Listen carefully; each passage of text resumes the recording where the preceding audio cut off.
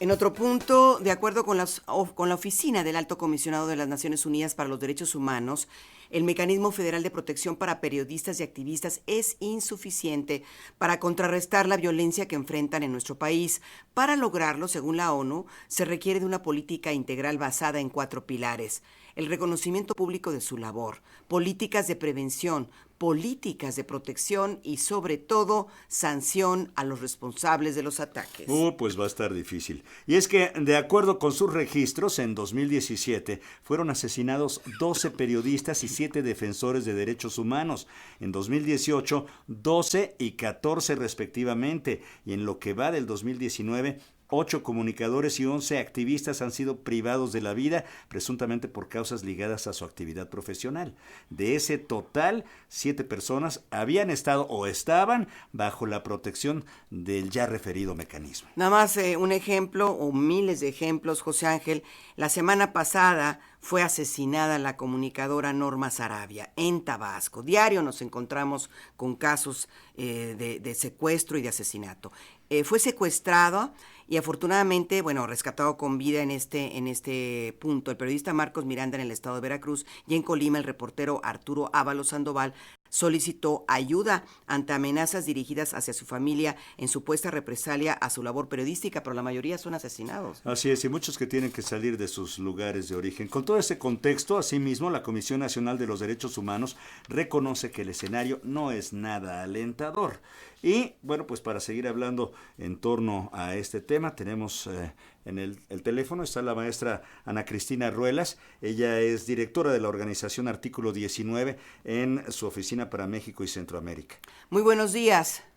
¿Qué tal, Maru, José? ¿Cómo están? Muchas gracias a ustedes y a su audiencia.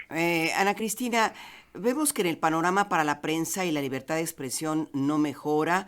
¿Cuál es la postura de ustedes de Artículo 19 y cómo ha respondido el presidente de la República, Andrés Manuel López Obrador, a las demandas de que se necesita mayor protección y que se haga justicia en el caso de los comunicadores? Pues definitivamente la demanda sigue siendo la misma: contar con un sistema de protección integral a periodistas que considere que mientras no haya sanciones para los perpetradores de un verdadero combate a la impunidad, no va a haber mecanismo de protección que alcance y que garantice la seguridad de las y los periodistas. Requerimos una coordinación efectiva entre las instituciones estatales y las instituciones federales que se encargan de garantizar la protección, y también dentro de las mismas instituciones que conforman el mecanismo de protección, dentro de las que se encuentra la Fiscalía Especial de Atención a Delitos contra la libertad de expresión. Esto es importante porque mientras no haya consecuencias para los perpetradores, desgraciadamente las agresiones van a seguir aumentando, como lo hemos estado viendo. La violencia no va a cesar y desgraciadamente pues no hay medida, botón de pánico, chalecos, lo que sea, que alcance para garantizar la seguridad de las y los periodistas. Claro. Maestra Ana Cristina Ruelas, directora de la organización Artículo 19 en la Oficina para México y Centroamérica. Sabemos entonces, la posición no es de borrón y cuenta nueva, pero en ese sentido, ¿ven ustedes disposición de las autoridades para esclarecer crímenes que se cometieron en administraciones anteriores, o eso ya es ser demasiado optimista, pensar que hay avances en las investigaciones?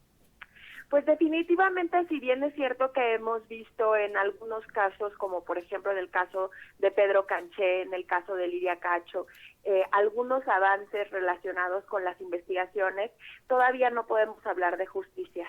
¿Por qué? Porque no tenemos claridad sobre dónde está el paradero de los autores intelectuales, cuáles son las sanciones a las que son acreedores, etcétera, etcétera, etcétera. Creo que 2 casos de más de 2.500 que fueron registrados durante el sexenio de Enrique Peña Nieto no son suficientes para hablar de un cambio. Y creo que también es importante decir que a pesar de que en noviembre del año pasado fue aprobado un protocolo homologado para investigar los delitos contra la libertad de expresión, desgraciadamente hasta la fecha no hemos visto la intención de implementarlo y de garantizar que los delitos que son cometidos recientemente sean investigados bajo este mismo protocolo. Seguimos viendo que se sigue negando la calidad de periodistas en muchos de los casos de agresiones recientes y en situaciones en las cuales incluso la propia autoridad niega la posibilidad de que el delito o la agresión esté vinculada con el ejercicio periodístico. Y esto es algo algo realmente lamentable porque desde hace más de 10 años, Artículo 19 ha señalado que cualquier asesinato a un periodista, cualquier agresión a un periodista, tiene que investigar, tiene que tener como línea principal de investigación su ejercicio periodístico. Sí. Pues de otra manera es difícil garantizar el derecho a la justicia y el acceso a y el derecho a la verdad de las víctimas. Necesitamos, tal como lo mencionas, que el gobierno reconozca que llegó a un país en el cual ya habían asesinado a más de 120 periodistas desde el 2000 y que si no hay sanciones para los perpetradores, esto no va a terminar. Sí, Ana Cristina, en semanas anteriores el subsecretario de Derechos Humanos Alejandro Encinas señaló que están trabajando en el rediseño del mecanismo de protección a periodistas y defensores de los derechos humanos. ¿Qué cambios están ustedes contemplando o qué aspectos se deberían de añadir considerando los recientes crímenes contra la prensa?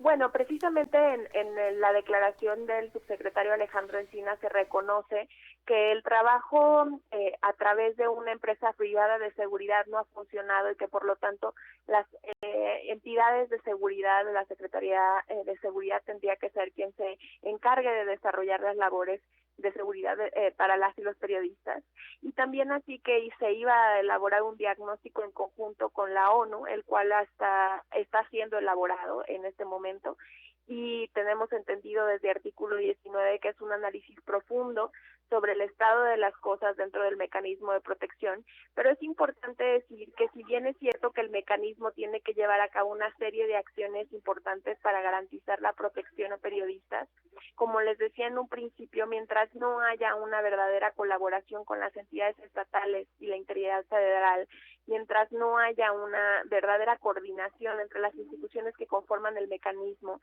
que son la Comisión Nacional de Derechos Humanos, la Policía Federal, la Secretaría de Gobernación, la Comisión Ejecutiva de Atención a Víctimas y la Fiscalía Especial de Atención a Delitos contra la Libertad de Expresión, pues desgraciadamente el mecanismo no va a funcionar.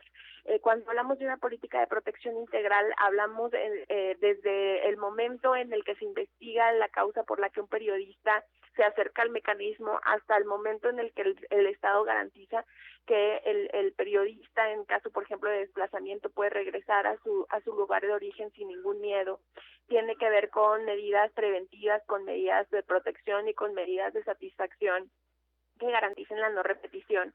Y esto es algo que desgraciadamente hoy no estamos viendo, y también que hay que tomar en cuenta que requiere recursos suficientes. El mecanismo requiere recursos para implementar medidas preventivas de protección y satisfacción, requiere también la posibilidad de recursos económicos, y pues desgraciadamente hoy estamos viendo que todo puede estar quedando en un muy buen análisis de la profundidad de la problemática, pero mientras no haya recursos, entonces pues la factibilidad de que las cosas cambien es muy muy baja. Pues sí, mi estimada Ana Cristina Ruelas, directora de Artículo 19 en México y Centroamérica. Del dicho al hecho hay mucho trecho. Te agradecemos muchísimo por estos minutos que dedicas a la reflexión con las audiencias de Radio Educación, y si nos lo permites estaremos en contacto contigo. Muy buenos días, gracias. Muchísimas gracias a ustedes, un abrazo. Igual.